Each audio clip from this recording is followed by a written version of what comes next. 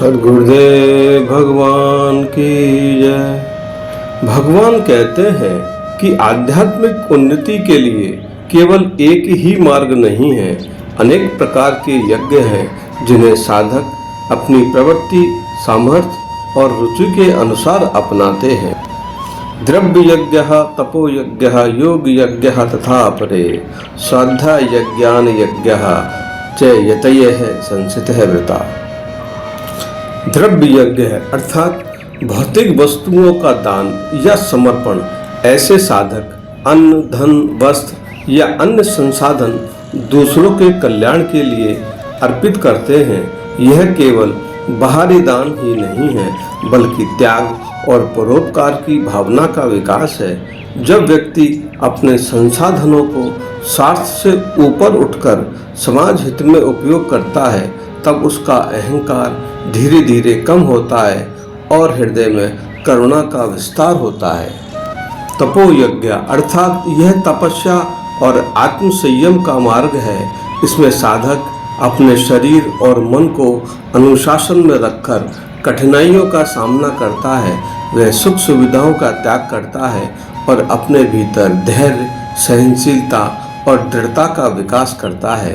यह तप केवल बाहरी कष्ट सहने तक सीमित नहीं है, बल्कि मन को विकारों जैसे क्रोध, लोभ, अहंकार को नियंत्रित करने का अभ्यास करता है। योग यज्ञ है अर्थात योग के विभिन्न अंगों के माध्यम से साधना करना। इसमें ध्यान, प्राणायाम, आसन आदि के द्वारा मन और शरीर को संतुलित किया जाता है। यह मार्ग साधक को आंतरिक शांति और एकाग्रता प्रदान करता है। योग के माध्यम से व्यक्ति अपने भीतर की ऊर्जा नियंत्रित करके उच्च चेतना की ओर अग्रसित होता है। स्वाध्याय यज्ञान यज्ञ अर्थात इसमें साधक शास्त्रों का अध्ययन करता है, उनका मनन व चिंतन कर ज्ञान प्राप्त करता है और अपने अज्ञान को उस ज्ञान रूपी अग्नि में अर्पित कर सही ज्ञान को प्राप्त होता है। तब मोह और भ्रम समाप्त होने लगता है। मतये संचितः व्रता अर्थात बिना संकल्प और निरंतर प्रयास के कोई भी साधना सफल नहीं हो सकती है। अपाने जुह्वति प्राणम, प्राणे पानम तथा परे प्राणापान गतिरुद्ध्वा प्राणायाम परायणः। भगवान कहते हैं कि मनुष्य का जीवन केवल स्थूल शरीर तक सीमित नहीं है, उसके भीतर सूक्ष्म स्तर पर प्राण शक्ति का निरंतर प्रवाह चलता है। यह प्राण शक्ति विभिन्न प्रकार की वायुओं के रूप में कार्य करती है, जिसमें प्राण तथा अपान प्रमुख है। प्राण वह शक्ति है जो श्वास के रूप में भीतर प्रवेश करती है और जीवन को ऊर्जा देती है, जबकि अपान वह शक्ति है जो निश्वास के रूप में बाहर निकलती है और शरीर से अपशिष्ट तथा जड़ता को दूर करती है। साधारण मनुष्य के लिए श्वास प्रश्वास की प्रक्रिया अनायास और स्वाभाविक रूप से चलती रहती है। वह इसके प्रति सजग नहीं होता है, परंतु साधक जो आत्म विकास और आत्म साक्षात्कार के मार्ग पर अग्रसर होता है, वह इस सामान्य प्रक्रिया को भी साधना का माध्यम बना लेता है। वह अपनी श्वास की गति, उसकी लय, उसकी गहराई और उसके प्रभाव को सजग होकर देखने लगता है और धीरे धीरे वह इन पर नियंत्रण पा लेता है। भगवान कहते हैं कुछ साधक प्राण को अपान में और अपान को प्राण में अर्पित करते हैं। वे श्वास और निश्वास के बीच की परस्पर क्रिया को संतुलित करते हैं।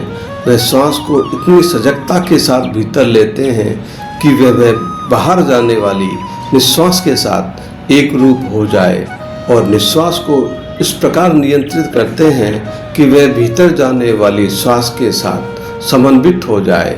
इस प्रकार दोनों के बीच का भेद धीरे धीरे सूक्ष्म होता चला जाता है और ये साधना आगे चलकर कुंभक की अवस्था तक पहुंचती है, जहां सांस की गति कुछ समय के लिए स्थिर हो जाती है।